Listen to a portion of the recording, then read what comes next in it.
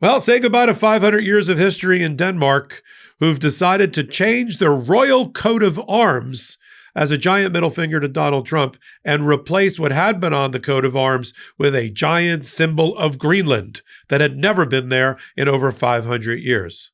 Yes, we're going to talk about coats of arms, and we're going to talk about middle fingers here on Legal AF, the YouTube channel. Help me out here. Help us grow this channel, continue to grow this channel. We're already at over 380,000. We're trying to get to 500,000. It's really important. The bigger we are, the more your voice is heard. Take a minute, hit the free subscribe button, please. Now let's go back to Greenland. Donald Trump said his covetous eyes turned towards Greenland, which he sees as a strategic acquisition he can use as a bulwark against Russia and China. Harry Truman tried to do it too. $100 million he offered in 1950s dollars, didn't work. Now, Greenland responded by asking to be completely independent. Now Denmark has responded through the new king there, King Frederick, by having the entire royal coat of arms changed. There used to be in the upper right corner, we'll throw a picture up now, there used to be 3 crowns. Those 3 crowns had been on there for 500 years, right? It represented the alliance after a series of wars of Denmark, Norway, and Sweden. And with Denmark in the lead, leading that alliance, right? And those were the 3 crowns. They're forever. Go back to old maps, go back 500 years, go back to the 12th century. It's there. Not there anymore. 2 things are now there. One represents Greenland, a giant polar bear, and the other is a ram, which represents the Faroe Islands, which Denmark also controls. And this is King Frederick, as a lot of international leaders are stepping up here into the fray, into the vacuum, to push back against the worst fascist tendencies of Donald Trump and his takeover ideas. He said, let's get that new coat of arms. Now, we might laugh a little bit at it here, but this, from a historical standpoint, this is seismic. This is earth-shattering. But think about what they're doing. He's signaling, I think, King Frederick to 2 different audiences. To Donald Trump, he's telling to F off. Stay away from my polar bear. Don't touch my polar bear.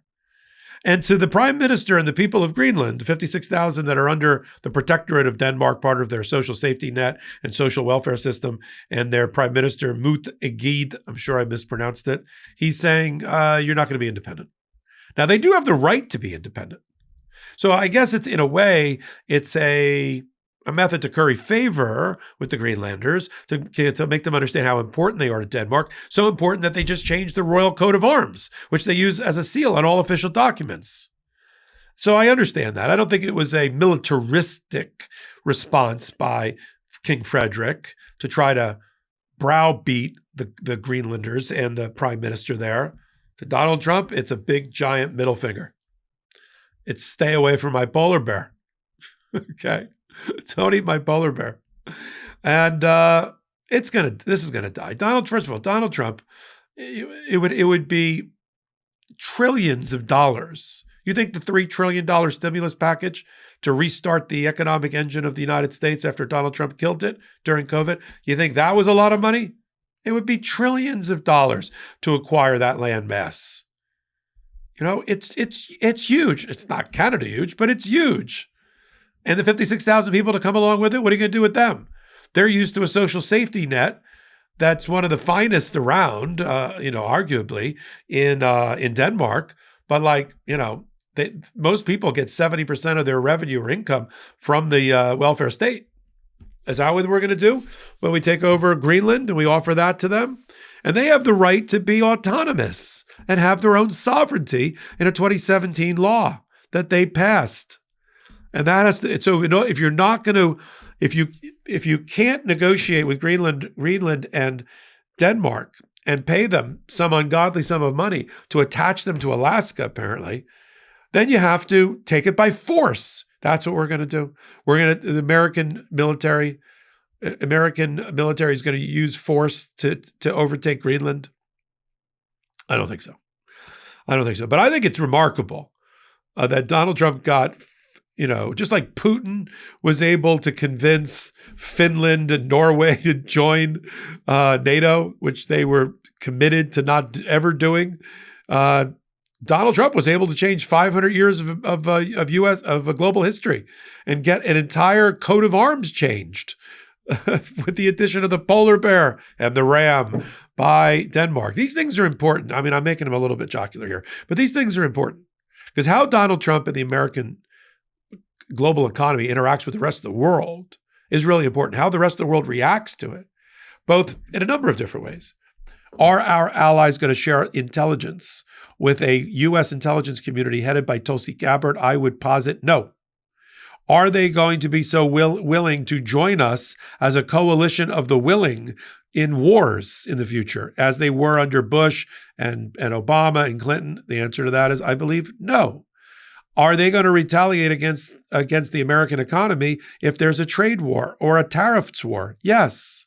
Is that going to be helpful to the American economy? No.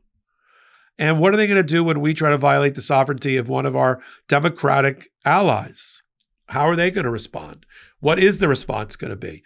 And how are they going to step up against the bully of Donald Trump as his henchman, Elon Musk, the ambassador of chaos, tries to topple governments inside of allied countries, not enemies, as he continues his fascist tendencies?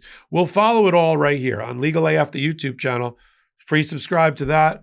Wednesdays and Saturdays over on the Midas Touch Network. You can find me doing my work on Legal AF, the old school OG podcast, 8 p.m. Eastern Time, Wednesdays and Saturdays. And on podcast platforms of your choice. We're number 8 in the world. It's hard to believe in podcasting. And then I do hot takes, these 10 to 12 minute clips about intersection of law and politics, hot items, about every day, twice a day, 3 times a day on the Midas Touch Network and over here on Legal AF. So catch me there. Tuesday nights, one last show, Popok Live on Midas Touch Network at 8 p.m. I answer questions. I take questions. I give answers. I don't take prisoners. I'm Michael Popok, 8 p.m. Tuesdays on the Midas Touch Network. So until my next reporting, I'm Michael Popok. In collaboration with the Midas Touch Network, we just launched the Legal AF YouTube channel. Help us build this pro-democracy channel where I'll be curating the top stories, the intersection of law and politics. Go to YouTube now and free subscribe at Legal AF MTN. That's at Legal AF MTN.